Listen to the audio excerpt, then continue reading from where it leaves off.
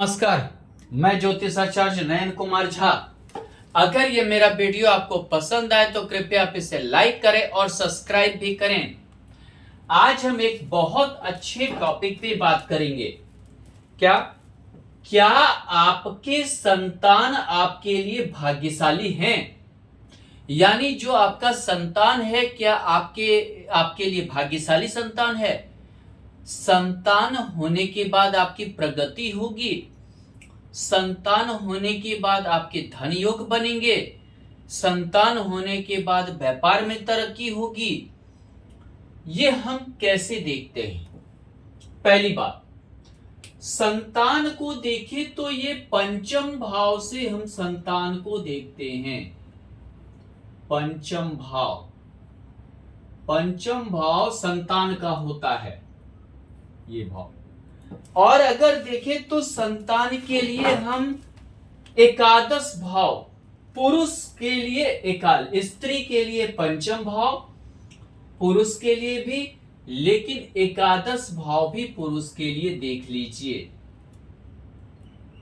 एकादश भाव भी देख लीजिए। ऐसा क्यों?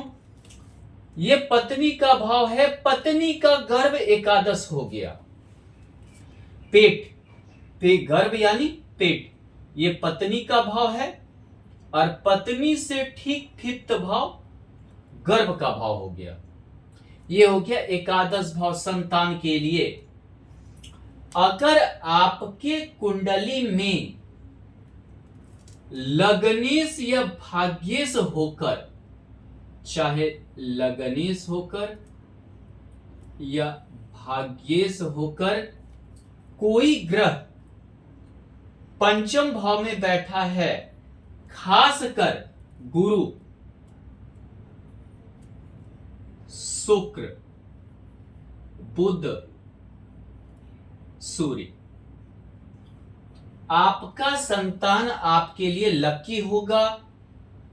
आपका संतान आपके लिए समझिए भाग्यशाली होगा।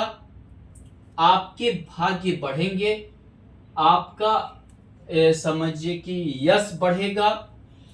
एकादश भाव का भी स्वामी अगर है तो आपका पंचम भाव में समझिए कि आपकी महत्वाकांक्षा इच्छा संतान होने के बाद पूर्ण होगा। जो भी महत्वाकांक्षा इच्छा है पूर्ण होगा। पाप ग्रह में भी अगर मंगल यहां सौग्री है, त्रिकोणीय होकर है, या शनि भी है, तो भी आपका संतान भाग्यशाली होगा। चंद्रमा है तो स्त्री संतान होगा, लेकिन भाग्यशाली होगी, बहुत भाग्यशाली होगी स्त्री संतान होने के बाद भी।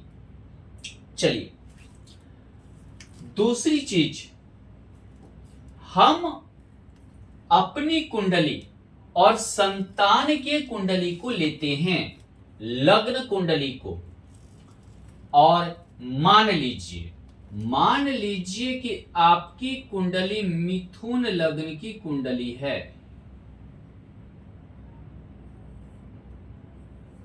ऐसा हम मान लेते हैं उदाहरण के तौर पे, एक समझाने के लिए, कि आपकी कुंडली मान लेते हैं कि मिथुन लग्न की कुंडली है। आपका लग्नेश अगर आपके पुत्र की लग्नेश है, यानी कि आपका लग्नेश भी मिथुन है और पुत्र का भी मिथुन है, तो ये समझिए कि आप में पुत्र संतान होने के बाद गजब का आत्मबल होगा, गजब की आपका समझिए कि प्रतिभा जागेगी, और गजब की तरक्की आपका होगा। आपका संतान आप जन्म के बाद भाग्यशाली होगा। अगर आपके कुंडली में आपका द्वितीय येश अगर आप संतान का लग्न है, तो समझिए संतान होने के बाद धन की वृद्धि होगी, उच्च कुटुंब होंगे, आपके जो मित्र हैं, या मान लीजिए धन का संचय बहुत तेजी से होगा। यानी अगर आपकी मिथुन लग्न की कुंडली है, एक उदाहरण के तौर पर, और आपके संतान का कर्क राशि लग्न है, अगर मान लीजिए ये तृतीय आपका संतान का लग्न है, तो आपके पराक्रम में बहुत वृद्धि करेगा ये सूर्य। सिंह राशि, सिंह लग्न की कुंडली अगर संतान की है और आपका मिथुन लग्न का है, एक उदाहरण के तौर पे मैंने मिथुन लग्न लिया है, जरूरी नहीं है, तो आपका संतान बहुत मतलब समझिए आपका पराक्रम संतान होने के बाद बढ़ेगा। आप अपने बाहुबल, भुजाबल, सामर्थ्य से हर चीज तभी अर्जन करेंगे जब आपको संतान होगा। चतुर्थ भाव का स्वामी अगर कन्या लग्न की कुंडली हो गई, ये समझिए धन माने निजी सुख, निजी संपत्ति बढ़ेंगे, यानी कि जमीन जायदाद के आपके योग बनेंगे। संतान होने के बाद जमीन जायदाद बढ़ेंगे। आपका प्रारब्ध बढ़ जाएगा अगर तुला लग्न की कुंडली हो गया, आपका मिथुन लग्न का है, आपके संतान का तुला लग्न की कुंडली है, आपको नहीं भी कमाए तो भी धन बढ़ेगा, नहीं भी कमाए कुछ करें तो भी आपकी महत्वाकांक्षा इच्छा की पूर्ति होगी, अपार धन के योग बनेंगे और आपका समृद्धि दिन प्रतिदिन बढ़ता जाएगा। मनोरंजन, भौतिक सुख, सांसारिक सुख में अपार वृद्धि होगी। लेकिन यही षष्ठ भाव का स्वामी अगर यहाँ लग्न में है, आप कर्जदार हो सकते हैं, आप भारी भरकम कर्ज में डूब सकते हैं, हो सकता है कि आपका संघर्ष शुरू हो जाए। अगर आपके कुंडली का षष्ठ भाव का स्वामी आपके संतान का लग्न है, तो समझिए कि आप कर्ज में जा सकते हैं। आप समझिए ये कि आपका संघर्ष आपके संतान होने के बाद बढ़ जाएगा और आप हमेशा परेशान रह सकते हैं। कभी कभी ऐसा भी चांस है, ये नौकरी का भी भाव है, हो सकता है कि आप बेरोजगार हो और आपकी नौकरी भी लग जाए।